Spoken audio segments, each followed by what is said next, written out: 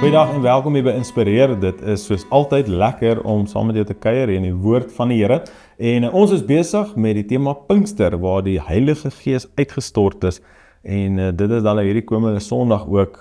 So ons sien uit om saam met jou te journey. En ons is nou al hier by Vrydag en ons duik vandag in, daar by Handelinge 1 vers 8. En hierdie is net voordat Christus opvaar in die hemel. En ek wil sê die laaste opdrag wat Jesus aan die disippels gee, voordat hy opgeneem word in die hemel in. So, dis redelik belangrik wat hy sê hierso, want dis die laaste ding wat hy sê, voordat hy opgeneem is. Ek lees saam met jou, hy sê, maar julle sal krag kry, wanneer die Heilige Gees in julle kom. Dan sal julle my getuies wees in Jerusalem, in die hele Judea en Samaria, en tot by die einde van die wêreld. Jesus sê so vir hulle, julle sal krag ontvang, en dan sê hy vir ons, hoekom ons die krag van die Heilige Gees ontvang. Die Heilige Gees is nie net my PA nie, die mooie deel is, die Heilige Gees lei my, hy is geïnteresseerd in my, hy stap 'n pad saam met my, maar dis meer as net dit, die Heilige Gees is ook daar vir my en vir jou, om die bediening wat Christus begin het, voor te sit, so hy gee dit oor vir my en vir jou. Hy sê in Matteus 28, gee hy vir ons die groot opdrag, die Great Commission, hy sê, gaan dan heen en maak disippels van al die nasies, doop hulle in die naam van die Vader en die Seun en die Heilige Gees, en leer hulle om alles te onderhou wat ek julle beveel het. En dan vers 20 sê hy, en ek sal by julle wees, tot aan die einde van die wêreld. En wat hy daar vir ons kom sê, is, Jesus sê, ek stuur julle uit, maar ek gaan altyd by julle wees. Hoe doen hy dit? Deur sy Gees, wat hy vir ons gee. So ek en jy het 'n werk hier op aarde, daar's opdragte wat die Here vir ons gee, hy vertrou ons met sy koninkryk, hy vertrou ons om sy bediening, wat Christus begin het, voor te sit. En dan sê hy vir ons, hierso in Handelinge 1, voordat hy opvaar, sê hy, julle gaan en getuig, julle sal krag ontvang, sodat julle getuig.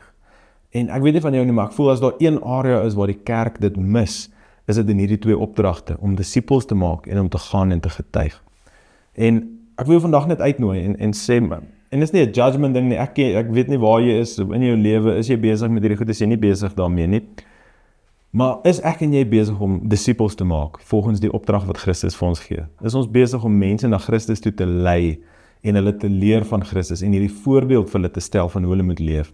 En dan is ek en jy besig om te getuig.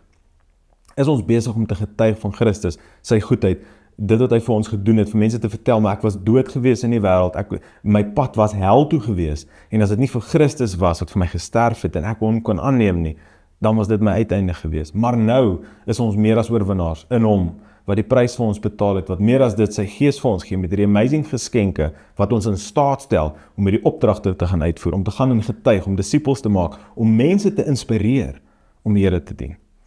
En dis hoekom ons sy Gees ontvang, dis hoekom ek en jy hierdie behoefte en begeerte moet hê, vir meer van sy Heilige Gees. Die Bybel sê ons sal 'n aandoening van krag en sekerheid hê, en in die Engelse woord boldness, is vir my so 'n mooi woord, ons sal boldness hê, ons sal na mense toe stap, en vir hulle vertel van Christus, en niks sal ons afsit nie, en ons sal, soos Jesus vir die disippels gesê het, as mense jou nie verwelkom, jy skud die stof van jou voete af, ons sal aanhou om aan te hou, om Christus te verkondig. Dit is hoekom ons sy Gees ontvang, sodat ons kan gaan en sy getuies wees. Waar is ek en jy besig om te getuig? En die Here roep my uit op hierdie. Die Here sê vir my, hoorie, maar waar is jy besig om te getuig? Jy getuig nie genoeg nie, dis my storie. Ek weet nie wat jou storie is vandag nie. Jy is nie besig om genoeg disippels te maak nie. Jy kan meer, jy kan beter.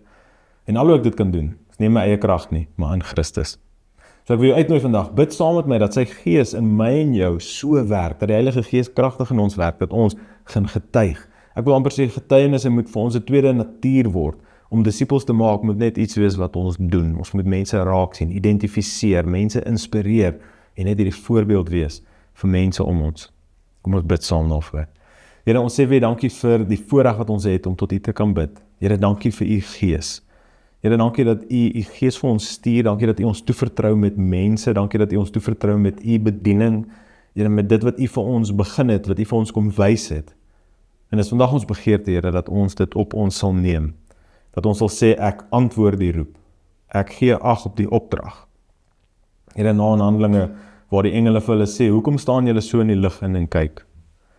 Mag ons ook daai wake-up call en sê, hou op in die lig en staan en kyk, daar's werk om te doen. Here, dankie dat U ons kies, U ons wil gebruik, maar meer as dit, Here, dat dit nie gaan oor kwalifikasies nie, want ons is gekwalifiseerd in Christus, maar dat U ons vandag roep tot meer, dat U ons vandag kom uitdaag tot meer, dat U ons in staat stel tot meer. Here, dankie vir getuienisse.